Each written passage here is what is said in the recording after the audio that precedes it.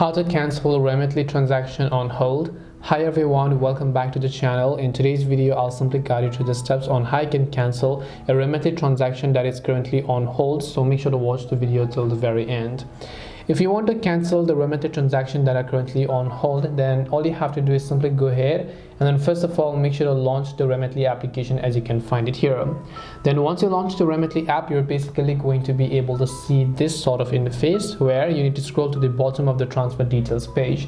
So normally if you're on the home tab, it will already show you some of the pending transactions that are currently on hold, or you can simply go to this My Remitly option and find all of those payments over here.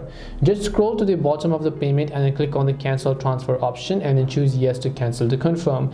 It will also ask you to select a reason for your cancellation and then just choose a submit, and then you can also select the refund details article if you want more information about when your refund will actually arrive. This way you can go ahead and cancel a transaction that is currently hold on Remitly. Hope this video was very helpful to you guys, and if it did help you, make sure to leave a like and subscribe to the channel. If you have got any questions though, feel free to leave them down. Thank you for watching till the end and see you soon in the next video.